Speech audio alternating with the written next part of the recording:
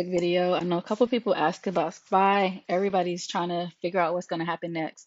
So this is just my opinion. This is not law or anything like that, but this is just what I'm seeing when I look at it. Right now, this is a daily chart. Yeah, this is a SPY daily chart, and I'm just going to run through a couple things that I see just off jump. So first things first, right now, technically, like the last couple candles that printed, we're in a place where we can go either way. So we really can hit the 200 EMA, this yellow line, and that yellow trend line, either or, and reject back down, or we could continue up because we do have the support of the, what is this, like 390, 391, and we have all of our EMAs as well, kind of as a support. So we're really in a place where we can go either way. So that's in a case like this, like you don't want to be caught on either side, on the wrong side. So sometimes you have to sit and wait for confirmation. However, I am slightly bullish because of the higher low. So really, let's just do a quick, let's zoom out a little bit. And I'm gonna take the EMAs off just for the sake of this piece here. So I'm gonna take the EMAs off and clear the chart. I have a few support and resistance lines marked, and I have our huge trend line that we've been watching since January 2022. So over a year, this trend line has been holding us down, literally. So this is what we want to watch. Lows. Look at your lows. You can mark them or circle them if it makes it easier. But if you look at your lows starting here, which this was the neckline for Head and Shoulders. So we have a low, then we made a lower low, lower low, lower low, lower low.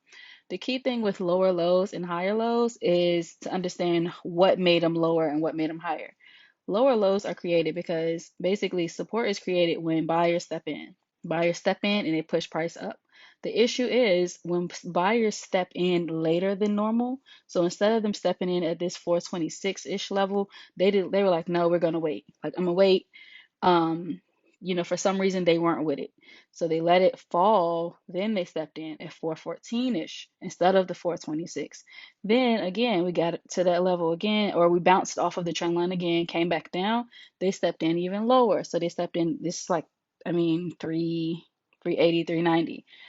That's where the buyer stepped in. And then they had, once again, we went up a little bit, bounced off of something, and came back down. They stepped in even lower and lower. So you see where I'm going with this.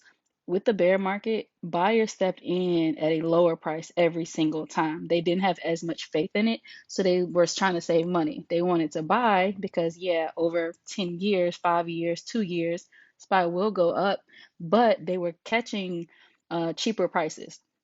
This first higher low, this is our first higher low in a very long time. Over a year. So let's say since about December or November of 2021. So this is our very first higher low. So with the higher low, it's going to say, just like the lower lows were like, oh, buyers had less faith, so they wanted to step in at a lower price. In the case of a higher high, or I'm sorry, a higher low, buyers stepped in earlier. So instead of letting it get back down to the 350s, the lowest was like 348. Instead of letting it get all the way back down into this range, they stepped in earlier. In most cases, not all, because nothing is 100%. In most cases, higher lows into a resistance, which is what this is. This is a higher low into a resistance, which is this monster trend line. They usually break because there's more strength in buyers. And that's all just going off the fact that buyers did not let it even come back down to this level to buy it at the normal buy price, or let alone let it go even lower. So in most cases, when we saw this rejection here, we already knew a lower low had just been made. So we didn't expect buyers to step in earlier, or we shouldn't have expected them to step in earlier, just off the base of a lower low. With all that being said, with the EMAs up, sorry, that's not the EMAs. Here, with the EMAs being up, we have strong support and we have strong resistance. Either way, spot can go either, it can go up, it can gap up over the yellow line, but you do want to wait for some kind of confirmation over the yellow line. Also, with all that being said, is that all week, well, not all week, all weekend, since about Friday, Bitcoin has been holding 20,000. No, crypto doesn't run the market, but if investors start seeing that, oh, people are back buying crypto, they're going to try to jump the gun and, oh, let's buy the stocks too, to try to make the markets run together. So that's something to keep in mind, as far as going into the week. Don't have any type of try not to have a bias. Don't let the news get in your head. We have earnings starting, I think big tech earnings starting next week, or we might have Netflix this week. So don't let anything like, don't try to be the first one there. Like, don't try to swing calls, or if you're in calls now, like just try to wait it out and wait for some confirmation. So this, I just went to the weekly to see the same thing. And on the weekly, we're stuck between the 9 and 21 and some support in that 50s at the top, along with that monster trend line. So we're just in a real stuck place. Yeah, there might be an inverse head and shoulders forming on the weekly as well. All the inverse head and shoulders is the higher low. Um, and that higher low pushes it up. And that's when you get an inverse head and shoulders. So my overall take on SPY is that we really can go either way. I feel like we're due for a small pullback just off of the run from last week, but it doesn't have to pull back. We could chop. SPY likes to chop. We could chop in between, let's say 390 and about 397, 398. We could chop before we break out. We could gap up. We could gap down. The main thing is to make sure that you're using your smaller time frames to play like the smaller plays, and then zoom out to your daily toward the end of the day to kind of see where we are every day. So before, I would not swing calls unless we clear some of this resistance.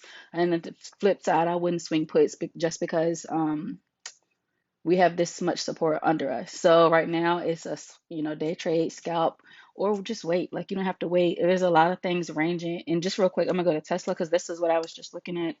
Um, I was looking at Tesla on a 1 hour. It also is in a range. So it's in a place where it's chopping between support, resistance, and it really just needs to break. So until it breaks, like, yeah, you can capitalize off of range trading, but when something is just consolidating, you need the breakout. And the way SPY was running all last week, it kind of went straight up. It needs to get back into a little bit of a consolidation.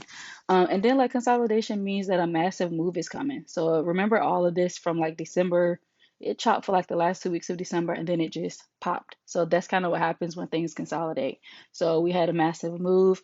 Now I wouldn't be surprised if SPY just chops from like 390 to 397, 398, and just keeps chopping until it actually makes that massive move.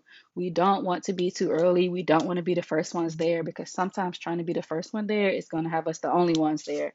And you don't want to be on the wrong side. This thing is a beast. Either way that it goes, it's going to be a massive. So you don't want to be on the wrong side of that. I hope that helps. I know this video is super duper late, but y'all have a good week. Let me know if y'all have any questions.